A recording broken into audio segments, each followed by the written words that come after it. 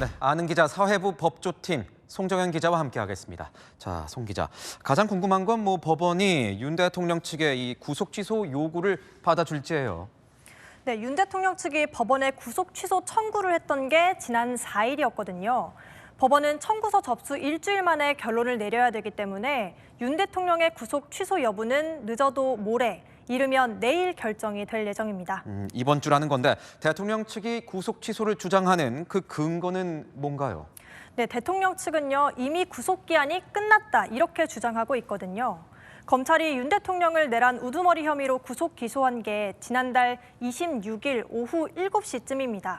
그런데 대통령 측은 하루 전인 25일 밤 12시에 구속기한이 이미 끝났다. 그러니까 기소 전에 풀려났어야 한다. 이렇게 주장하고 있는 겁니다. 원래 윤 대통령의 구속기간은 24일 자정까지였는데요.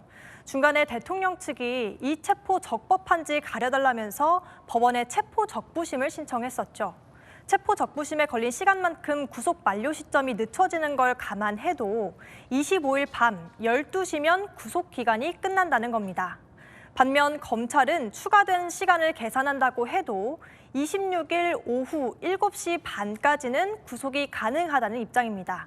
그러니까 자신들은 구속 기간이 끝나기 전에 기소를 했다는 거죠.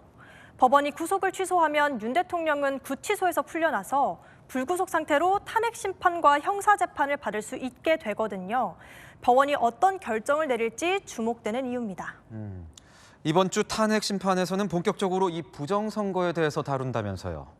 네, 맞습니다. 당장 화요일 7차 변론기일에서는요, 부정선거 관련 증인들이 줄줄이 나옵니다. 백종욱 전 국가정보원 3차장, 김용빈 중앙선거관리위원회 사무총장 등이 증인으로 나서는데요. 부정선거 의혹은 대통령이 비상계엄을 선포한 핵심 이유죠. 그런데 실체가 있는지를 두고는 주장이 크게 엇갈리고 있습니다. 투표함을 개함을 했을 때 여러 가지 상식적으로 납득이 안 가는 엉터리 투표지들이 많이 나와 있기 때문에 어느 누구도 부정선거가 어떤 방식으로 행해졌는지에 대해서 말씀하시는 분이 없지 않습니까? 네. 백종욱 전 국정원 차장은 지난 2023년 국정원의 선관위 보안 점검에 참여한 인물인데요. 점검 결과 시스템의 취약점을 확인했다고 밝힌 적이 있었거든요.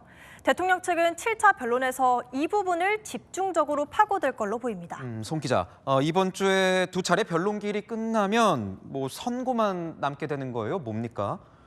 네, 헌재가 정한 탄핵 심판 변론 기일은 이번 주 목요일 8차까지만 잡혀 있습니다.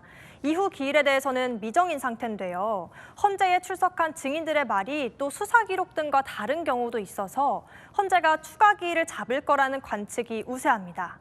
한덕수 국무총리, 이경민 국군 방첩사령관 직무대리 등이 추가로 증언대에 설 가능성이 있는 겁니다. 네, 지금까지 아는 기자였습니다.